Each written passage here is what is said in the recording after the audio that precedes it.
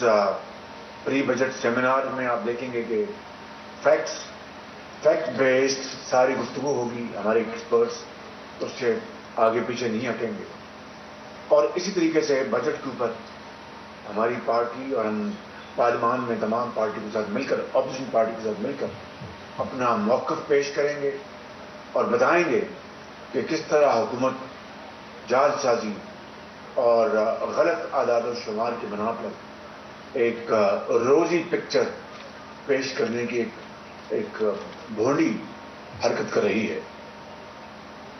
آج کے جو ہمارے جو اسپیکرز ہیں اس میں جناب حساب ڈار صاحب جو کہ لندن سے جوائن کریں گے, وہ اپنی جو ماضی میں وہ ایک ول پیپ انٹو دا پاسٹ اور آپ کے ذہنوں میں جو ماضی کے جو فیکٹس اینڈ فگرز اور اچیومنٹس ہیں اس کی یاد تازہ کریں گے.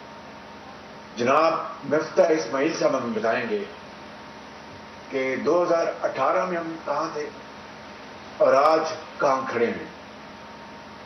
محترمہ ڈاکٹر عائشہ غوث پاشا صاحبہ IMF کے حوالے سے آپ کو بعض حقائق سے آگاہ کریں گی اور پنجاب میں PTI کی کارکردگی اور ہماری کارکردگی کا ایک بہت ایک کلیئر کمپیرزن کریں گے.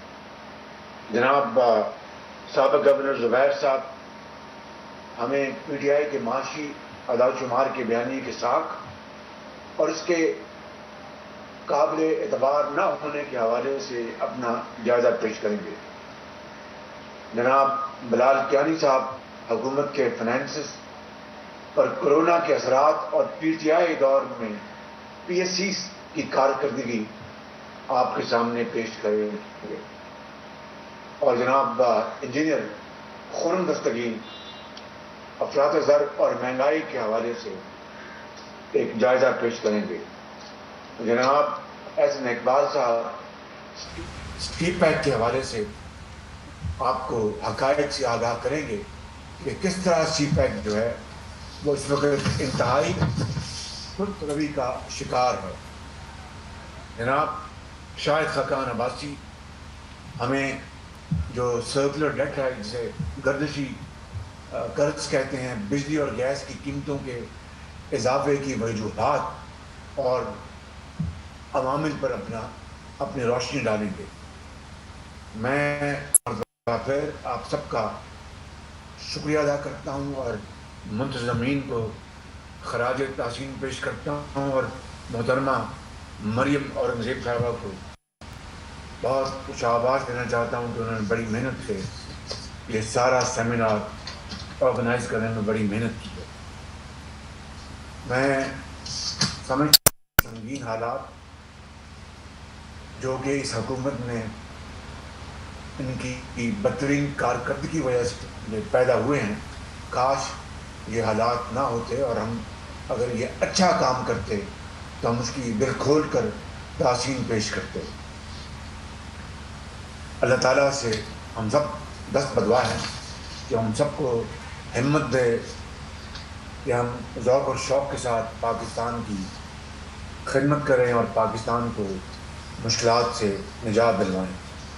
آج ہر شعبہ پکار کر یہ کہہ رہا ہے کہ عام آدمی, غریب آدمی, یتیم, بیوہ کہ ہمیں دوائیاں ہمیں واپس مفت دی جائیں, کینسر کا علاج دوبارہ مفت شروع کیا جائے. اور آخری بات جو میں یہ کہنا چاہتا ہوں کہ میڈیا کی آزادی کو سلب کرنے کے لیے جو آرڈیننس جو لایا جا رہا ہے, میں سمجھتا ہوں کہ اس کی ہم بھرپور مذمت کرتے ہیں بطور پارٹی کے, بطور فرد کے, بطور معاشرے کے, کہ اس سے پہلے ہی جو میڈیا کی آزادی کو پچھلے 3 سالوں میں انہوں نے سلب کیا ہے, میں سمجھتا ہوں کہ یہ آرڈیننس ہر لحاظ سے ہمیں اس کو نہ صرف اگر آیا تو اس کی بھرپور مذمت کرنا ہوگی بلکہ اس کا راستہ روکنا ہوگا. ان الفاظ کے ساتھ میں آپ سب کا پھر ایک مرتبہ شکریہ ادا کرتا ہوں. And back to Islamabad. Maryam, thank you very much. Thank you ji. صدر مسلم لیگ نون شہباز شریف اسلام آباد میں پری بجٹ سیمینار سے ویڈیو لنک کے ذریعے خطاب کر رہے تھے. ان کی جانب سے کہا گیا کہ حکومت کی جانب سے جو اعداد و شمار پیش کیے جا رہے ہیں وہ درست نہیں, جو کہ آج یہاں پریزنٹ کرے گی. اور ہماری اکنامک ایڈوائزری کاؤنسل اور طارق چودھری صاحب جنہوں نے اس سیمینار کو آرگنائز کرنے میں اپنی ٹیکنیکل انپٹ اور مینیجریل انپٹ دی ہے.